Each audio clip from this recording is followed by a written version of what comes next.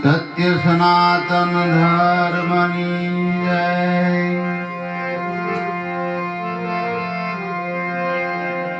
સદગુરુ ધર્મદાસ મહારાજની જય. આજનો અણમોલ અવસર ગોવિંદભાઈના આંગણે આપણને બધાને હળી મળી અને હરિગુણ ગાવા માટે એકત્રિત કર્યા છે.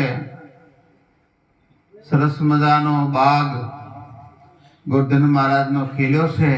ફૂલડા બધા ફરકી રહ્યા છે. ધન્યવાદ છે આવા મહાપુરુષોને, જેને એક આત્મજ્યોત પ્રકાશી છે અને ઘણા જીવોને સત્યના માર્ગે ચલાવ્યા છે. 84 લાખ ખોળિયામાં માનવ દેહ ઉત્તમ છે અને આ માનવ દેહ દ્વારા આપણે ભવસાગર પાર ઉતરી શકીએ તેમ છે. આ જીવની માથે 84 છે. 84 આ માનવ દેહ છૂટી શકાય છે, પરંતુ કોઈ એવા સમર્થ સદગુરુ મળી જાય અને ભવસાગર પાર ઉતારી દે. સંતોએ આ સંસારને એક સાગર કીધો છે અને એ સાગર તરવા માટે આપણને આવો માનવ દેહ રૂપી નાવ મળ્યું છે અને એ નાવમાં હું તમે બધા બેઠા છીએ અને એવું કાર્ય કરી કે આ નાવ હામા કિનારે પહોંચી જાય, પરમાત્મા સુધી પહોંચી જાય, પરમ તત્વની પરખ થઈ જાય. હું કોણ છું, ક્યાંથી આવ્યો છું અને દેહ પડે પછી ક્યાં જવાનું છે, એ ઘરની ઓળખાણ થઈ જાય તો માનવ જન્મ સફળ થયો કહેવાય. મારા વાલા, માનવ જન્મનો છેલ્લો ફેરો છે. બીજા ફેરાની વાટ ન રાખતા. તમે યાદ કરો, તમે ક્યારેય જલિમાં નથી. કોઈને યાદ હોય તો કહેજો કે હું જલિમો છું. આજે ક્યારેય તમે મર્યા પણ નથી. તમે અજર છો, અમર છો, અવિનાશી છો, નિત્ય રહેવા વાળા છો, પણ તમે તમારું સ્વરૂપ ભૂલી ગયા છો અને એ સ્વરૂપની ઓળખાણ કરવા માટે આપણે તત્વદર્શી સદગુરુના શરણે જવાનું છે. આ તો બધા હંસની સભા છે એટલે બધા પારખું છે અને આવો સરસ મજાનો અવસર મળ્યો છે, ચૂકવાનો નથી મારા વેલા. કોઈ કીધું છે કે એક ઘડી આધી માં भी पुण्याद, तुलसी संगत संत की कटे कोटि अपराध. ઘણા જન્મના પાપ હોય તો પળમાં ખાખ થઈ જાય. એવી આપણને તક મળી છે, એક ટાણું મળ્યું છે, અવસર મળ્યું છે. મારા વાલા, ચૂકતા નહીં. એટલે કોઈ એવા તત્વદર્શી સદગુરુના શરણે જઈ અને આ 84 માંથી છૂટવાનો પ્રયત્ન કરવાનો છે. હમણાં નટુરામ મહારાજે કીધું કે ભવસાગરની બોલવણીમાં વીતી ગયા ચૂક 4 ફેરા અહીં ફરીને. ગોરધન મહારાજ ઘણા વાર કહે છે, બાળપણ રમતા ખોયું, યુવાનીમાં આ યુક્તિ રસાવી, પ્રૌઢાવસ્થા આવી ગઈ, કાલે વૃદ્ધાવસ્થા આવી જશે. વાતમાં વાયદો પૂરો થઈ છે ને જવાનું ટાણું થઈ જાય છે. જે વારવાનું હતું તે રહી જાય છે. એટલે સવારામ બાપાએ કીધું છે કે આત્મો આવ્યો છે વિવાનું ઓરવા, ઉલટું 12માનું વાર્યું, ભૂલ ખવરાવી તારી ભ્રમણાએ મૂર્ખ, તે હૃદયમાં ન ખોળ્યું. શા માટે આવ્યો છે? વિવાનું ઓરવા આવ્યો છે, સત્ય જાણવા માટે આવ્યો છે, ભવસાગર તરવા માટે આ નાવમાં બેઠો છે.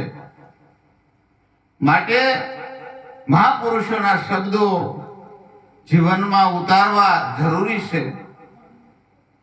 ગાય જેમ ચરવા જાય અને ઘરે આવીને સાંજે નિરાતે બેઠી બેઠી વાગોળે, એમ સંતોના શબ્દો અણમોલા હોય છે. એ આપણા જીવનમાં કેટલા કિંમતી હોય છે. કયા શબ્દથી આ જીવનનું કલ્યાણ થઈ જાય મારા વાલા. માટે જાગી જવાની જરૂર છે. દાસમાંથી દાસી ભાવ પ્રગટ થઈ જાય એવા એક હરિભગત છે. એને એક એની વાણીમાં કીધું છે, સતગુરુએ સગાયું કીધી રે એ અવિનાશી સાથે, સતગુરુએ પનોતા કીધા રે એ પરિબ્રહ્મની સાથે. સદગુરુએ સગાયું કોની સાથે કરી? પરિબ્રહ્મની સાથે, અવિનાશી સાથે, જેનો કોઈ નાશ નહીં. આ સુરતાની વાત છે. સવારામ બાપા કે એમ કોઈ સુરતા સુગડ સમીટે તો ઘટમાં સાહેબ ભેટે.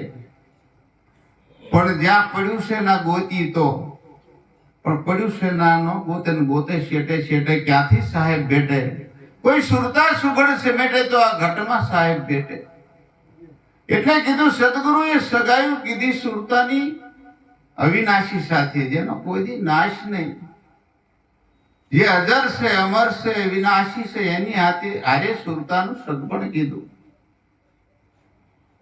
એની સાસુ કેવી છે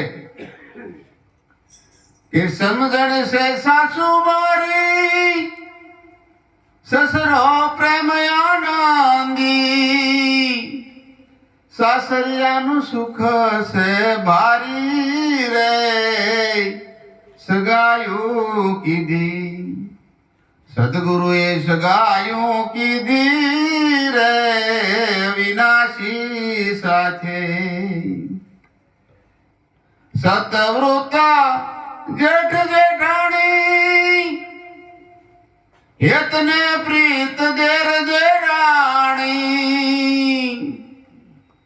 સત્યવૃતા જેઠ જેઠાણી હેતને પ્રીત દેર દેરાણી. આ નણદલ છે નવલવાણી રે સગાયું કીધી. સતગુરુએ સગાયું કીધી રે વિનાશી સાથે. વારે વારે આણનો વળીએ, પગલા કદી પાસાનો ભરીએ. વારે વારે આણનો વળીએ, પગલા કદી પાછાનો ભરીએ. 84 નો ફેરો નો ફરી રે માટે સગાયું કીધી.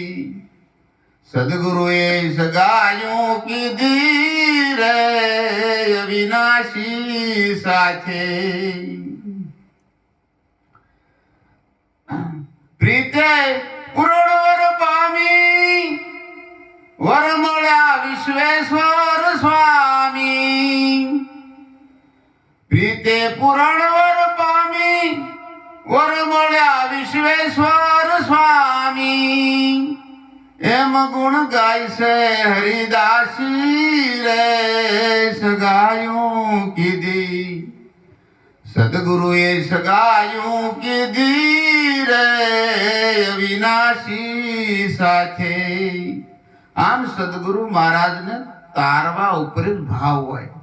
સંત સપૂત ને તુંબડા ત્રણેયનો એક જ સ્વભાવ, તારે પણ બોલે નહીં ને તાર્યા ઉપર ભાવ. સદગુરુ બંધી છોડશે, બંધનમાંથી મુક્ત કરે. આ જીવાત્માને 84 નું બંધન લાગુ પડ્યું છે અને એ બંધનમાંથી સદગુરુ છોડાવે છે. અને એ છૂટવા માટે શિષ્ય પણ બરોબર એટલો ને એટલો જાગૃત હોવો જોઈએ. એને એટલો ભાવ હોવો જોઈએ, પોતાના સ્વરૂપને જાણવાનો એટલો ભાવ હોવો જોઈએ. ગીતાજીમાં ભગવાને કીધું, હે અર્જુન, અણો અણોમાં મારો વાસ છે, ગ્રદ બાર પણ જગ્યા મારા વિના ખાલી નથી.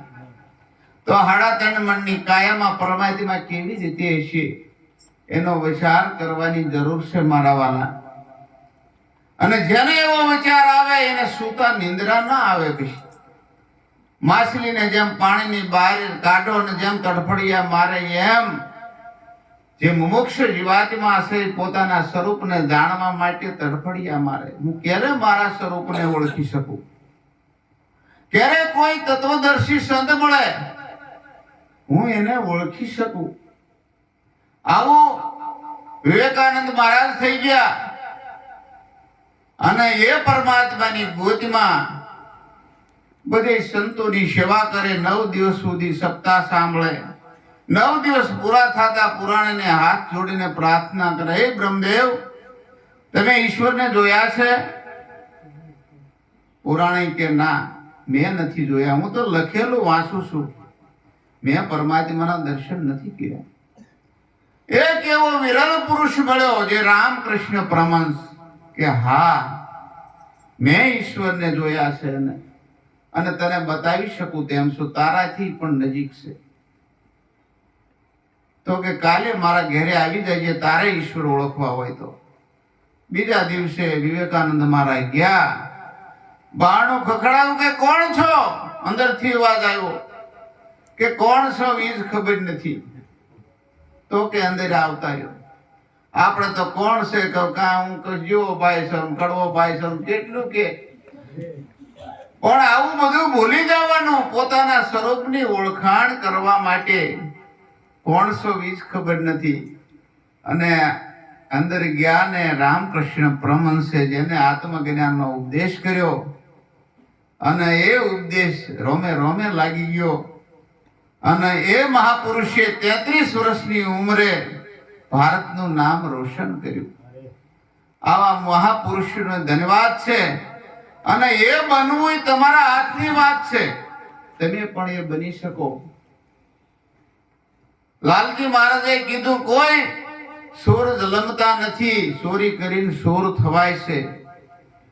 કોઈ વકીલ જન્મતા નથી, અભ્યાસ કરીને વકીલ બનાય છે.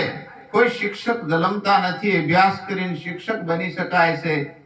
એમ ભક્ત જન્મતા નથી, પણ ભક્તિ કરીને ભક્ત બની શકાય છે. ભગવાન પણ જન્મતા નથી, ભગવાન જેવા કાર્ય કરો તો તમે ભગવાન બની શકો છો. આ એક તક છે, અવસર છે, તમારા હાથની વાત છે મારા વાલા. મારી આગળ કાંઈ નથી, મારાથી ન થાય એવું હિંમત કોઈ દી ન હારવી. કારણ કે પરમાત્માએ આપણને કાંઈ ઓછું નથી દીધું. મૂલ્યવાન દેહ આપ્યો છે. એક એક અવયવની કિંમત આખો કેટલો પરમાત્માએ કિંમતી આપણને દેહ આપ્યો છે. કોઈ એમ કે એક નાક આપ તો તને 10 લાખ આપું, એક પહેરવાના ના આપીએ. ટસલી આંગળે આપ 10 લાખ આપું, ન આપીએ. એમ એક એક અવયવની કિંમત આપો. પણ આ જ્યાં સુધી આમાં પરમાત્મા બોલી રહ્યો છે ક્યાં સુધી આની કિંમત છે. આમાંથી ચાલતો શ્વાસો થંભી જશે ત્યારે આની કોડીની કિંમત રહેતી નથી. એટલે જબરદાને કીધું છે કે આ જીવને ખરી ખબર ક્યારે પડે કે દેવ મારો આ દેહ દેવળમાં મળે. આ જગતના ભોળા છે માનવી દેવને ગોતે દેવળે.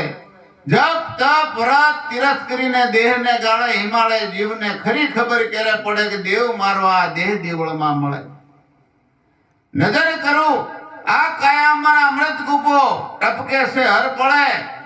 ઘણી પળ અટકી જાય તો આનો મેળ ન મળે. જીવને ખરી ખબર ક્યારે પડે કે દેવ મારો આ દેહ દેવળમાં મળે. નજર કરું ત્યાં નરહરી મારો પણ જુગતીથી જોવા મળે. જબરદાન કે જગદીશ વિના કોઈ ખૂણો ખાલી ન મળે. પરમાત્મા જુગતીથી જાણી શકાય છે. એમ આપણને સદગુરુ મહારાજ જુગતીથી પોતાના સ્વરૂપની ઓળખાણ કરાવે છે. તન મન ને ધન અર્પણ કરતા પ્રગટ પ્રભુ વળાય. ગુરુ મહારાજ આ લઈ લે છે અને તમારું ખરું સ્વરૂપ ઓળખાવે છે. અને આ જાણવા માટે આપણું પહેલા જીવન પવિત્ર હોવું જોઈએ. જીવન પવિત્ર ક્યારે થાય? 5 પ્રતિજ્ઞાનું પાલન કરતા હોય. ચોરી ન કરાય, દારૂ ન પીવાય, જુગાર ન રમાય, પરમાટી ન ખવાય, વિચાર ન કરાય. 5 પ્રતિજ્ઞાનું પાલન કરી તો આપણું જીવન પવિત્ર થાય. જીવન પવિત્ર થાય તો ઈશ્વર ઓળખવાને લાયક બની. અને બીજું મારું કહેવાનું એમ, નાના યુવાનો વ્યસનથી દૂર રહેજો મારા વાલા. વ્યસનથી દૂર રહેશો તો તમારું જીવન એકદમ ઉજ્જવળ થશે. અત્યારે માવાનું ગુટકાનું એટલું જોર વધ્યું છે, વાત પૂછો ના. જિંદગી ઘડીકમાં બરબાદ થઈ જાય છે. એટલે વડીલોને ના નથી પાડતા, પણ નાના યુવાનો વ્યસનથી માવાથી દૂર રહેજો. માવા ખાવાથી કેવા કેવા દર્દ થાય છે એ આપણી પ્રગટ સમક્ષ છે. અત્યારે વિચાર કરજો જરાક. વ્યસનથી દૂર રહેજો તો આપણું જીવન ઉજ્જવળ થશે. સંત બન્યા પછી એક પણ અવગુણ આપણામાં હોવો ન જોઈએ, એને સંત કહેવાય. માટે જીવન પવિત્ર બનાવો. કોઈ પણ એક કુટેવ સંતમાં ન હોવી જોઈએ.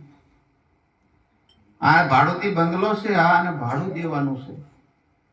વ્યસન મુક્ત બનો તો પ્રકાશ આપોઆપ ઉગે, આપોઆપ થાય. સૂરજ ઉગે એટલે કોઈ કહેવું ન પડે સૂર્ય ઉગ્યો છે. નવખંડ ધરતીમાં અંધવાળું થઈ જાય. દાસી જબોએ કીધું, સાસારે સંતોની માથે ભક્તિની મોર લાગી જાય મારા વાલા. કોઈ વ્યસન તજી જોજો અને પછી કેવો પ્રકાશ થાય છે એ આપોઆપ અનુભવ કરજો.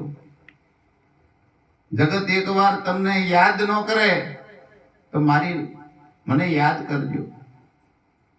આવું સરસ મજાનું જ્ઞાન ગુરુ મહારાજનું લીધા પછી જો આમાં તન મન ધન ગુરુને આપી દીધું હોય તો આ બધા વ્યસન ક્યાં ટીંગાઈ રહેશે? છોડી દેજો. જો કે મારે કઈ દેવાનું નથી, પણ આપણા છે ને એટલે દા દેશ. આમાં પૈસા તમારા છે, શરીર તમારું છે, પણ શરીર બગડે એ સંતોને ગમે નહીં. પરમાત્માએ આપણે સરસ મજાનો ફૂલ જેવો કુમળો દેહ દીધો છે. બાળકનો જન્મ થાય કેટલું કુમળું ફૂલ હોય એવો આપણને દેહ દીધો છે. અહીંયા ગોવિંદભાઈ ઓઢવાનું ન લાવ્યા, પછી ઉદળી ફૂલ આપે મને કે ઓઢવા લઈ જાવ જયદેવ મહારાજ, ખાલી દઈ દેજો. પછી હું મોબાઈલ ને કરોડના ને ડાઘ વાળો કરીને પાછી દેવા આવું તો મારે અધર મોટું કરીને દેવાય ન દેવું. નીશું મોટું કરવું જોઈએ. એને એમ થાય કે આને કિંમત છે. કેવો સરસ મજાની પછેડી દીધી હતી ઓઢવા ટાટની ના કાળે મસ્ત જીવ કરીને લાવ્યા. એમ આપણે પરમાત્માને જયારે આ દેહ દેવાનો થાય તે એવો ને એવો પાછો દેવાનો. હેઠું જોઈને નથી દેવાનો, પણ આનો સદુપયોગ કર્યો છે. પરમાત્માને આનંદ થવો જોઈએ કે નાના ખરેખર આને સદુપયોગ કર્યો છે. એટલે મારા વાલાઓ વ્યસનથી દૂર રહેજો. અને જ્ઞાન દ્રષ્ટિમાં કોઈ સ્ત્રી પુરુષ એવું નથી. બહેનો માટે પોતાનો પતિનો પરમાત્મા છે, એથી મોટો કોઈ દેવ નથી. માટે સતી અનસુયા, સતી મદાલસા, સતી સાવિત્રી, સતી અનસુયા તેમના દાખલા જો ભગવાનને પણ એક ઈંટ ઉપર ઉભું રહેવું પડતું એવી સતી નારીમાં તાકાત છે. બધા દેશોમાં શિબિર ભરાણીથી એક જગ્યાએ બધા દેશોને બોલાવ્યા. બહેનો વિશે સત્સંગ ચાલ્યો કે અમારી બહેનો છે સ્ટીમર ચલાવે, રશિયા વાળા કે પ્લેન અમારી બહેનો ઉડાડે, ચંદ્રમાં જી આવે. ભારતના એક સંત ગયા હતા, તમારી બહેનો પ્લેન ચલાવતા હશે, બોટ ચલાવતા હશે, ચંદ્રમાં જી આવ્યા હશે, પણ અમારે ભારતમાં એવી બહેનો છે કે જે પોતાના યમરાજા પાસેથી પોતાના પ્રાણ, પતિના પ્રાણ પાછા લઈ આવ્યા છે. એવી સતી નારીઓ ભારતમાં છે. કારણ કે નારી તું નારાયણી, નારી રતનની ખાણ, નારીથી નર નીપજે ભક્ત ધ્રુવ ને પ્રહલાદ. આવા મહાપુરુષોનો નારીના પહેલું ઘડતર માતા છે. માતા પહેલા ગુરુ છે. જો માતા 100 શિક્ષક બરાબર એક માતા છે. માટે બહેનો પણ પોતાના સંતાનોને સત્યની રાહે ચલાવે એવી પ્રાર્થના છે. માટે અહીંયા સરસ મજાનું આયોજન કર્યું છે અને હું એક વાણી બોલી પછી મારી વાણી વિરામ આપીશ.